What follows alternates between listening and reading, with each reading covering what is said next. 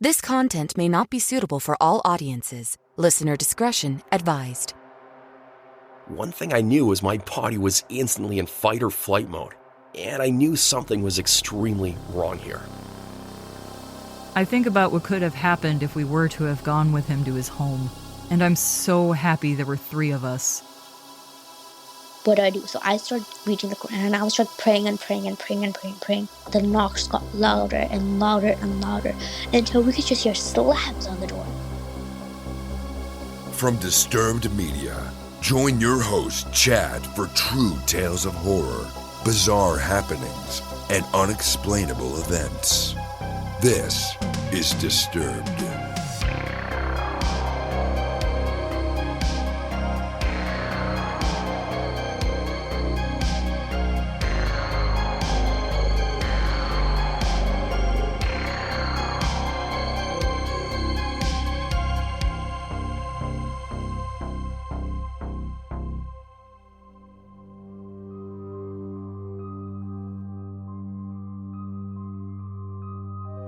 Welcome back in, everyone, and thanks for joining me. This week, I'm bringing you 3 true tales and a listener voicemail that will terrify and horrify. So sit back and listen close as we dive into the horror. One announcement at the top of the show. We're looking to get more of your encounters and experiences on the show in voicemail form. And we have a dedicated hotline set up you can access anytime right from your phone at hotline.disturbedpodcast.com. All experiences welcome. Creepy encounters, cryptid creatures, unexplained, UFO, and whatever else you may have encountered out there. Call in and let us know. We open the show hearing from Reddit user Player510, featuring voice work by Matt Bradford. And we have a meeting gone wrong.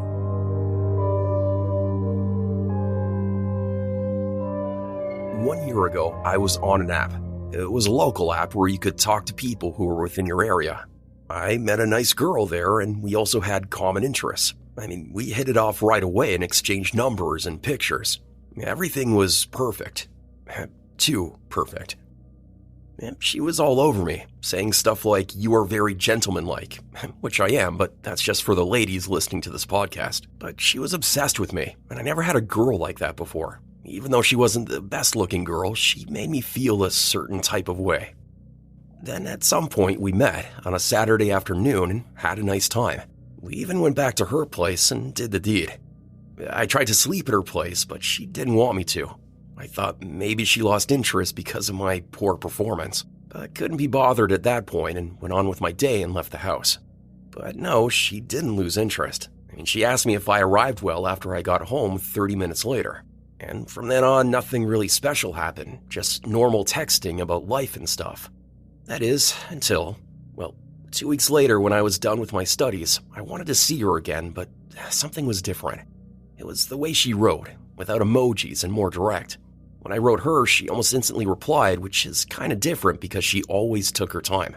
But yeah, I didn't care, and I said I'll pick her up with my car at her house, but no, she said I should meet her at a local park, and she has to get gas anyways. The location we were supposed to meet was a local park, but she wanted to meet me when it was already kind of dark, which was suspicious. But at that time, it wasn't somehow. I said, "Why there?" and she told me not to ask any dumb questions and just said to be there on time. I replied, "LOL, okay." When I got there and I was waiting for her, she came 10 minutes late. I didn't care, to be honest. I was just so happy I could see her again.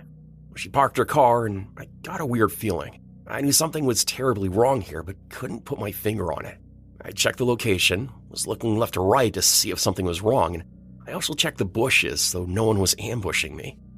She didn't come out of her car for the next 2 to 3 minutes. I couldn't see in her car because the windows were tinted. I was just waiting for her to come out of her car, but yeah, she didn't. I was smiling at her car, probably because I was nervous and thought she was playing an unfunny joke on me. But then suddenly I get a call. I pull out my mobile phone and it was her. As soon as I pulled out my mobile phone and saw her name, I heard doors open. Not just one door, but 2 or even more. The way the car was parked was horizontal, so I couldn't see if there were more passengers who opened the door, but one thing I knew was my body was instantly in fight or flight mode, and I knew something was extremely wrong here. Yeah, I ran for my fucking life. I didn't even look back to see who it was that did exit the car. After I managed to escape, I deleted and blocked her number. I believe to this day that she cheated on her boyfriend and he somehow found out and wanted to beat me up or do some even more serious harm. I mean, I had heard all that stuff on the news, how people lash out because of cheating fiancés or wives, and I didn't want to be another statistic. I don't even think she was in the car. It was probably two dudes who intended to do serious harm on me. I was kind of surprised how fast I can run when I actually try to. It was probably because of the adrenaline. Man, that got my heart pumping.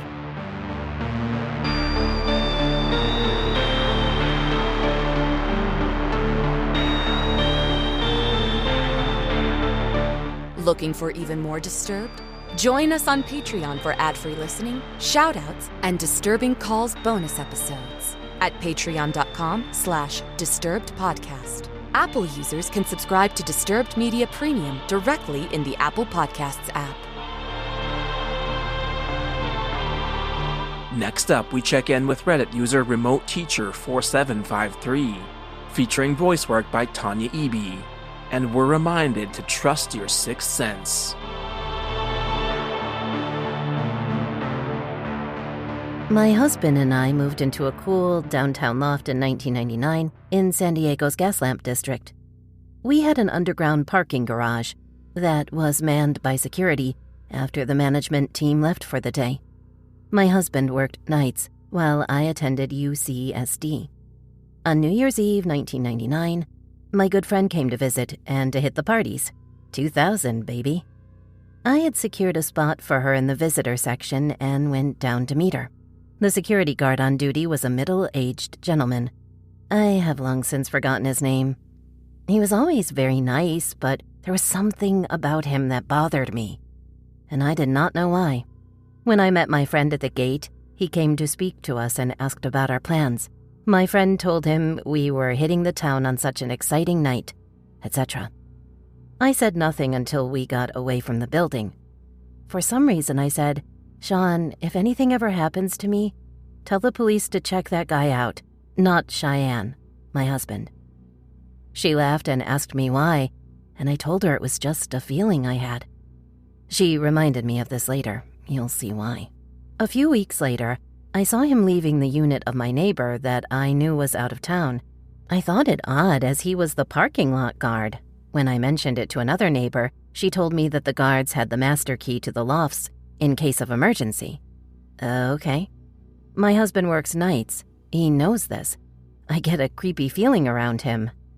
That's great. We added a chain to the door. It already had a bolt and a regular lock, and that made me feel a little better. Later that year, we were watching the news. The security guard's face pops up on the local TV. I pay close attention.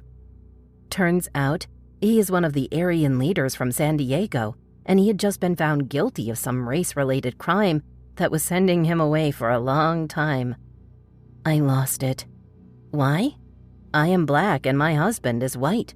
I thought back to every time he spoke to us, how conciliatory he was, how much he'd ask how we were doing, how he would ask my husband about his job, all the little seemingly innocuous questions he put to us. And it scared me to death. He'd had the key to my home. He had to have been bothered by our relationship, but he never showed it, except to my sixth sense. I raced to the management office as soon as they opened the next day. One of my neighbors had beat me there. It was the guy whose unit I saw him exiting months before. He was threatening to sue management because he had told them months ago that the guy was an Aryan and that he was distributing hate leaflets to his son. He was divorced and the son stayed with him every other weekend. From the gist of his yelling, I discerned that management advised then that they'd asked, and the guard denied any knowledge of pamphlets. His last words as he was leaving was that he was conferring with a lawyer, since they did nothing at the time. Now this guy was on the news for hate crimes committed. He was obviously an Aryan, and their lack of intervention had allowed him to influence a minor. I have no idea what happened with him as he moved soon after. I told them about my concerns, and they said they contracted with a security company and that he'd passed all background checks at the time of employment. Why he was even working as a security guard, I have no idea. Being young, we just let it go. Although I have forgotten his name, I can still clearly see his face when I think about him.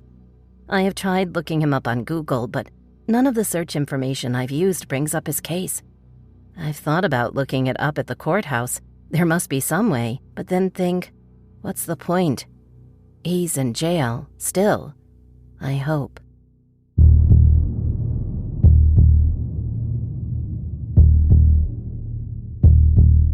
You're listening to Disturbed.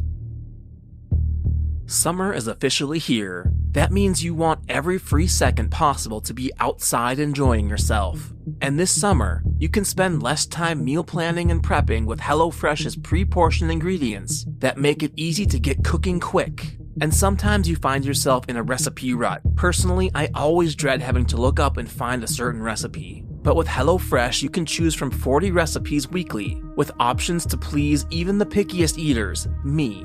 You'll always find meals that everyone at the table can enjoy. Look, my experience with HelloFresh has been fantastic.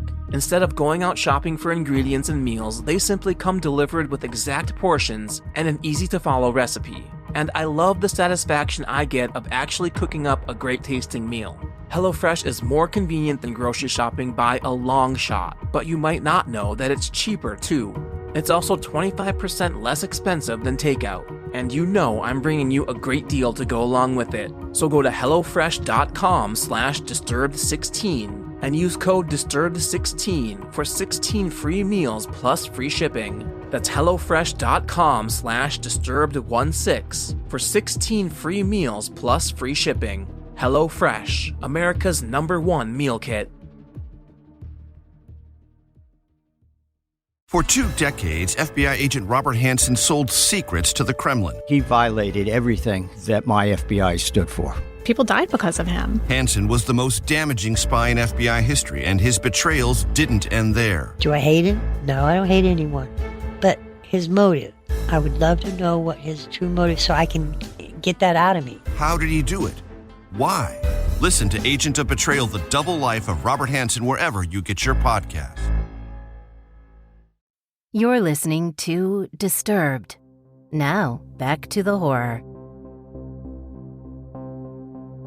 Next up, we have a listener voicemail from Faizia, taking place in Bangladesh, and she recounts a frightening experience while providing a little bit of backstory.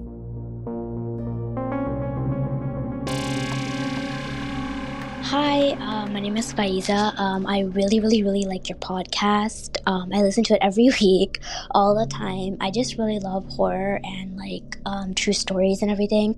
And I decided that I want to share my true story that happened to me.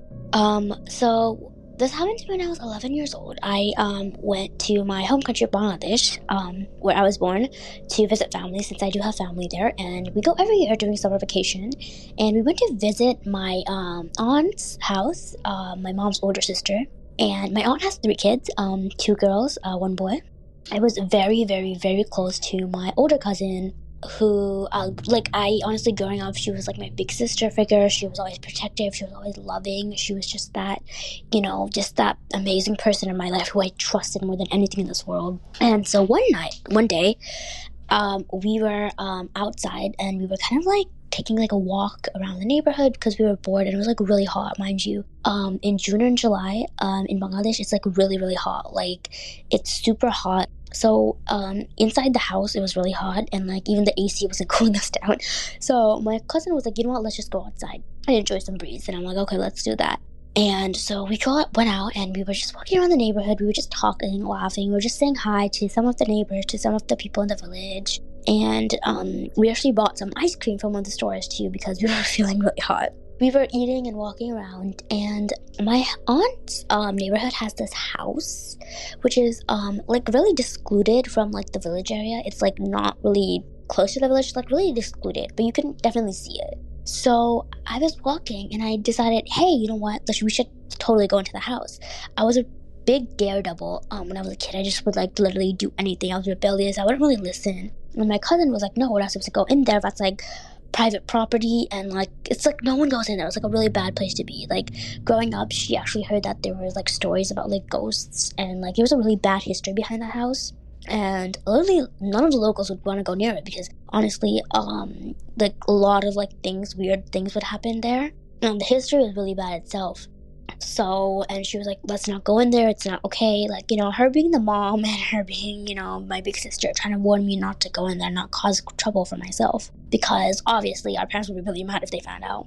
But again, like I said, I was really rebellious and I was a huge daredevil. And I was like, no, I want to go in there. So I don't listen to her and I actually do go in the house. And I walk around and it's a pretty big house actually. Like, built in like the 1900s somewhere. It was like really old house. And so I was walking around and I noticed this like picture on the wall. And it's of a family. It's a mom and a dad, and there's a girl and a boy. And there's this little baby in like the mom's like, you know, arm, I assumed. And so while I was staring at that picture, I heard a giggle behind me, and I also felt someone's presence behind me. And I assumed, oh my god, it's probably my cousin. She probably came in the house, you know. And I turn around, and there's no one behind me. And I was super confused. Like, I definitely heard a giggle, and I, like, felt someone was behind me. So I was like, okay, let's just ignore it. And so I turned around, and I walked some more to the house. And I walked in the kitchen, actually. And just out of nowhere, one of the, like, dishes, like one of like the plates that was like in the kitchen, it just flew right across from me and it smashed onto the floor. My cousin came into the house and she heard the commotion, and I was like, the dish literally just flew by me and just crashed into the ground. Like, I didn't even touch it. And so my cousin obviously was like, okay, you know what, let's just get out of here. This is really bad. I have a really bad feeling about this. Shouldn't even be here. Like, stop it. Let's just go. And I was like, okay, sure. And walk out of the house and I was like, hey, did you hear like a laughter, like a giggle? And she was like, giggle? I didn't hear anything. And I was like, oh, okay. So we walked back to her house, and later that night, we were both sleeping in our bed when I heard like a knock on her window. And so her window had the curtains on, so I actually got up and I was like, and I wanted to little peek at it. And I was about to put my hands on to the curtain to like kind of like move it and just see who was outside. And I moved it, and I saw outside her window. Her window, you can see like into their backyard. So I looked into their backyard, and I saw this figure of a man, like a tall man. But I couldn't make out his face or anything because it was like really dark. It was probably like 12. I couldn't really see his face or anything. And I just kind of like tried to ignore it. I was like, okay, whatever. I'm just probably just, I don't know, just trying to like ignore it. And so I closed curtains and I went back to bed with my cousin. A few like minutes later, I hear that same knock onto the window, and I get up. This time, however, I decided to wake up my cousin, and I was like, hey, wake up. And she goes, wait, what's wrong? And I'm like, I saw this man in your backyard, and like I heard this knock on the window. Who do you think it is? Like, and why in the world would they be in your backyard? Isn't your gate locked or something? My cousin looks at me. She gets up, goes to the window. She looks outside the window. Her face turned pale as a ghost. I had never seen my cousin that petrified before. She had always been the brave one. She had always been the one protecting me. She wasn't afraid of anything. The look of pure horror was on her face. She immediately closed the window. She grabbed my arm and she pushed me into her closet. Our parents were at home that night. We were home alone, which made this whole situation even more worse than it was supposed to be. There were no adults in the house, and my cousin explained to me that what was outside wasn't a human. It was the spirit of the man who lived in the house that I went in. Apparently, the house's history was that it was owned by a huge businessman who was very, very wealthy and very, very successful. However, he was mentally unstable, and one night he came home and he grabbed an axe and he killed his whole entire family. He was insane, and the locals had him over to the police station. He apparently hung himself in jail. And even though, like, the last thing before he died, he screamed, no one go in my house. That's my house. I will kill you. Literally. Basically, no one really believed him. And the next day, he hung himself. He killed himself. And so when locals or, like, people try to go over there and, like, kind of, like, rent the house out or maybe, like, make construction or kind of, like, remodel the house and try to move in, because it was a pretty huge house and it would cost a lot of money. Like, the property would be worth a lot of money too. Mysteriously, every single person who went to the house died. Like, no one came out alive. And the bodies were always found without the head. So locals believed that it was definitely the spirit of the man coming back to save his house and protect his house, because before he dying, he told them that, he would, no one should go into his house because, that's his house. So they decided to lock the house up, and no one has been there since. And it is said, if you do get lucky, if you enter the house and you do get lucky, the man will follow you to your house to get revenge because you still enter his house. So my cousin was like, she grabbed the Quran, which is the holy book, and she was like, read verses of the Quran and just pray he doesn't get to the house. And as soon as we said that, there were knocks on the front door. And we could hear the rustling of the doorknob from downstairs. And then out of nowhere, I was like, oh my God, what do I do? So I started reading the Quran and I was praying and praying and praying and praying and praying. The knocks got louder and louder and louder until we could just hear slams on the door. I was scared. I closed my eyes and started crying. I didn't know what I was doing, but before I even noticed it, we both fell asleep. In the morning when we wake up and our parents got home, I went downstairs and I saw my uncle at the front door. And he was looking at something. And I was like, oh, what are you looking at? And he goes, I don't know what happened, but something smashed a hole into the door. We don't know what happened, but there's literally something on the door. I have never told anyone about this. And my cousin and me, we just promised to never speak of this ever again. And yeah, it was just a really traumatic experience. And to this day, it still haunts me. Thank you, Fazia. Now, I certainly can't confirm everything in the backstory of the house with the man who lived there, along with those who tried visiting the house afterward. But I will say the timing of your experience after having visited the house certainly makes you think. And I have no doubt that what you experienced was terrifying. Thanks for sharing your story. Now, Fazia took advantage of our hotline to get her voice on the show, and you can too. Simply visit hotline.disturbedpodcast.com from your mobile device and record your experience in a quiet setting. We'll be sharing more in future episodes. And finally, we close out the show hearing from Reddit user NoPanic2551, featuring voice work by Keona Bashful Echo. And the person we meet is not who he claimed. When I turned 17 last year, me and 2 other friends had a little get-together and kind of planned to go out that night. One of my friends was active on Tinder and had been chatting with an 18-year-old guy named Jens. This guy asked if we'd come and meet him in this bar in Utrecht, the Netherlands. And we're thinking, oh my god, free alcohol with a hot guy? Seems fun. We get ready, take a train, and within 15 minutes we're in Utrecht. We stopped at some stores and a restaurant before we got to the bar. We go in and sit on those high chairs. We didn't see the guy from the Tinder profile, so we waited. Then my friend got the message that he was delayed, so we waited. We ordered some Cokes. My friend tried to message the guy again, but the message went unanswered. After a while, this man, who had also been sitting at the bar the whole time, asked us if he could offer us a drink. This man was maybe 30 years old, but there were 3 of us, and after all, we came to get a free drink. So we said yes, and he ordered us shots. We continued our conversation, and when we finished the shots, he'd get us new ones. Then at some point, he came to sit with us and engaged in our conversation. Then later, all of us moved to a lounge in the corner in the bar. We were all kind of tipsy and enjoying ourselves. That kind of went on, for example, we talked about our favorite artists, but then he started asking sexually tinted questions, and because this man was not hot at all, rather ugly, and way too old, we did not like that. I felt a little too tipsy and needed some water. So I got up to ask for water at the bar. When I did, the waitress at the bar told me that we could absolutely not go home with this man we were sitting with.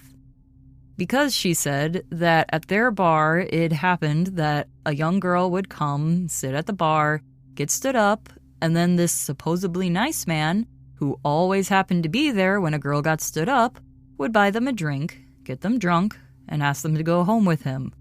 And that's the guy we were sitting with.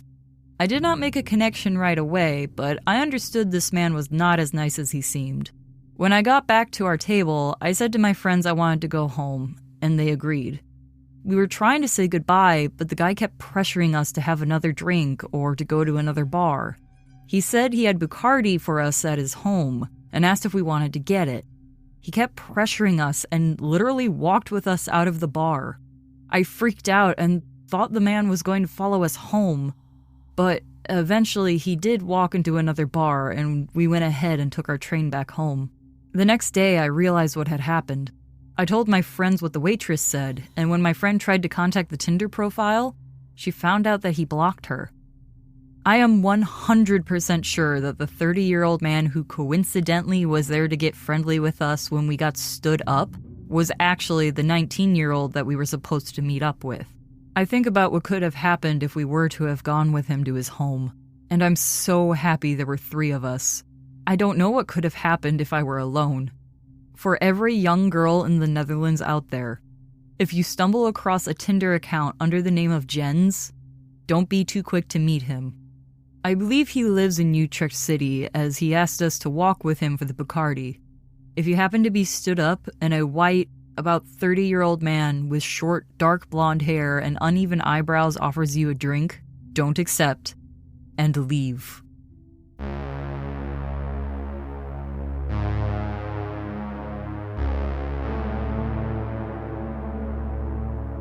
Follow our social channels on Facebook and Instagram at Disturbed Podcast and on Twitter at Disturbed_pod. Thanks to our sponsor, HelloFresh. Please use our special link at hellofresh.com/disturbed16 to get 16 free meals plus free shipping. Using our link helps to support the podcast. Don't forget you can send in your own true terrifying tale. Head over to disturbedpodcast.com/submit. If you'd like to support the show and gain access to bonus episodes, ad-free content, and early releases, visit patreon.com/disturbedpodcast. And a big time thanks to all of our newest supporters: Isabel Haller, Noah Falcon, Shakia Lewis, Taylor Ray McLean, Shauna, Nick, John Mickles, Gary Anderson, Tracy Vince, Mason Mejia, Aaron, and Oceanside Tropicals. Thanks to all of you for supporting the show. Music by Carl Casey at whitebataudio.co.ag. Thanks for listening. We'll be back next week with a solo shot episode. And don't forget to stay safe out there, y'all.